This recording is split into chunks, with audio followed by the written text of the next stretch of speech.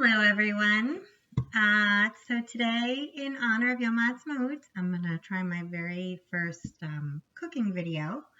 I am going to be making a traditional Israeli supper, I guess you would call it, for my family tonight for Yom Ha'atzmaut. We're going to eat bolekas and some Israeli salad and a chavita, which is how you say an omelet in Hebrew, and some hummus and olives and that sort of stuff.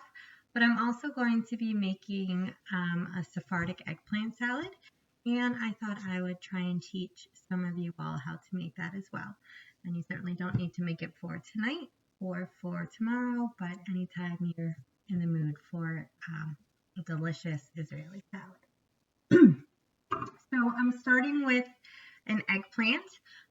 I took a whole eggplant and cut some slits in it, or you can like poke holes in it the way you would before baking a potato. And I roasted it on my grill because I don't like a mess. But you could also roast it in your oven at around 450 for about half an hour. And you're going to want to turn it once or twice. I usually check it every 10 minutes. You basically want it to get to the point where it's soft and the skin is starting to get crispy and separate. Once it's like that, you take it out and tent it with foil and just let it cool. And then you completely peel it. At this point, it's completely, I've already done that part. It takes a little time, so I didn't want to do that on camera. And traditionally, you seed it. I seed mine a little. I actually keep a lot of the seeds because I don't mind them, and it's a lot of work to take the seeds out. But like a traditional person would certainly take all of the seeds out. Okay. Get you on my cutting board here. So I just have my whole eggplant, and I'm going to dice it. Not going to be pretty.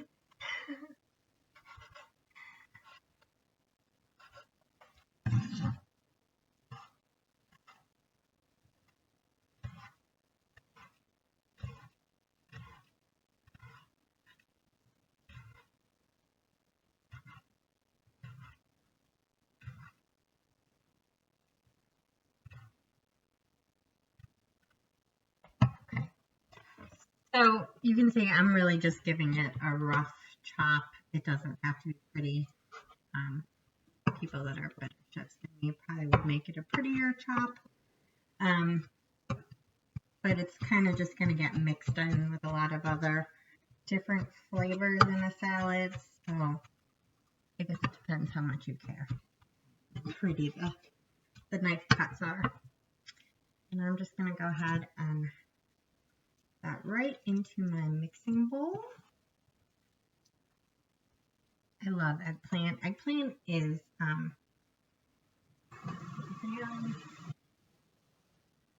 eggplant is used in a lot of Israeli dishes. Native vegetable to Israel, and especially Moroccans. I don't know. We just love eggplant. I feel like we put it in everything that we do. Okay, so here you go. There is my roasted eggplant now all diced up. Normally this recipe calls for scallions, but I forgot to buy scallions. So I'm just going to use a little bit of onion. I think I'm going to go for sweet onion because it's better coating this red onion, and that's all I have right now. So I'm just, again, going to do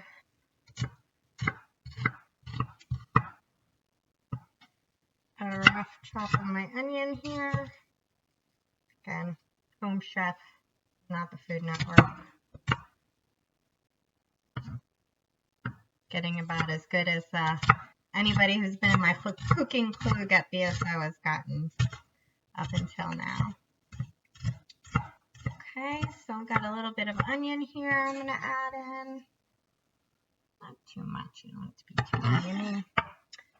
And of course, there is nothing Moroccan, at least, and not a lot of Israeli things, but we do not use garlic for. Very important. So I'm going to use a couple of cloves of garlic here. And, you know, if you are somebody who doesn't like a lot of big bits of things, you could mince your garlic and your onion. You could throw all this right, well, I wouldn't throw the eggplant, but you could throw your onion and your garlic into the food processor and get it real fine.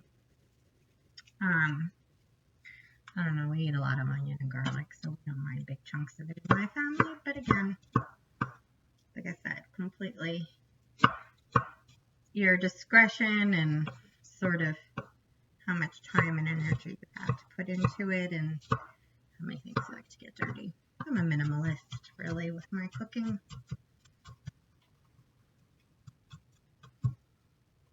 I'm just chopping up my garlic now. Just try and get that smaller. You don't want real big chunks of garlic. Good. Scoop that.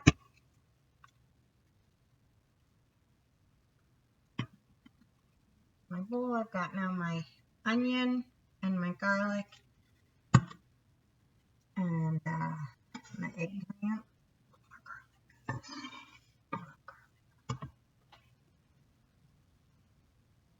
Ooh, the onion made me tear up a little bit. All right.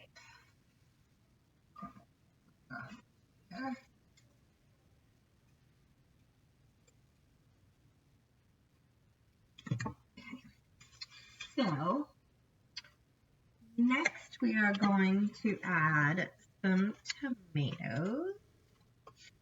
Now again, the recipe would normally probably use Roma tomatoes that you would seed and chop. I don't have any Roma tomatoes, so I'm going to use grape tomatoes and cut those up.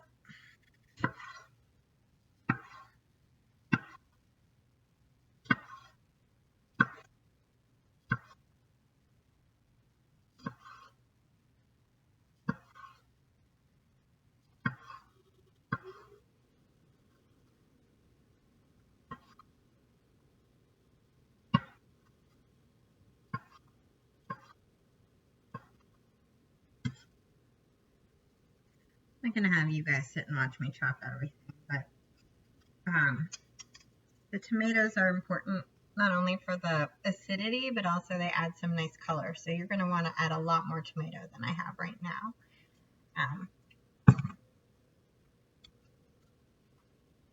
But I will move on to some of the next ingredients in the interest of time. Okay. So now we get to the part where just add a little bit of seasoning to ramp it up a little. Excuse me, not sure what I got there.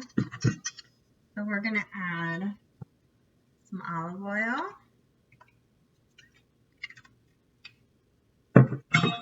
pepper,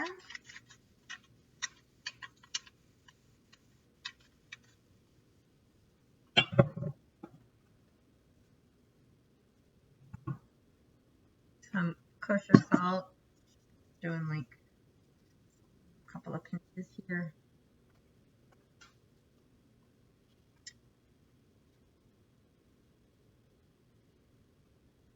And a little bit of red wine vinegar.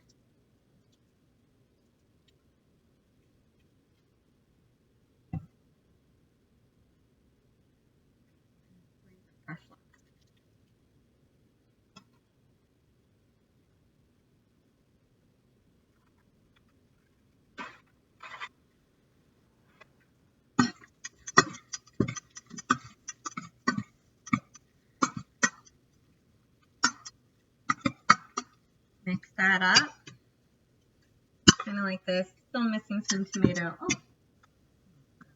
let me see.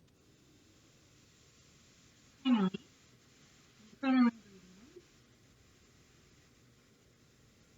that helps give it color is some flat parsley. But actually, I made this for Pesach, and I had curly parsley, so I used curly parsley then. So again, really Wouldn't use a lot of other fresh herbs just because they have much different flavors than parsley. Maybe if you had some fresh oregano, that might work, or fresh basil, but again, that would make it a lot stronger of a flavor than parsley. Gonna add in your parsley and mix it all up. Final product. I don't know if you can see it.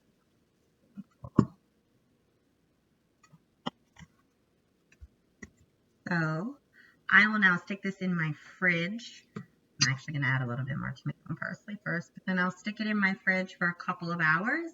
And the longer it sits and marinates, the stronger the flavors get and the more delicious it is.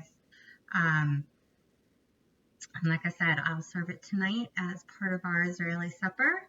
And I'm wishing everybody a wonderful Yom Ha'atzmaut. I hope you're doing something to celebrate Israel's birthday this week.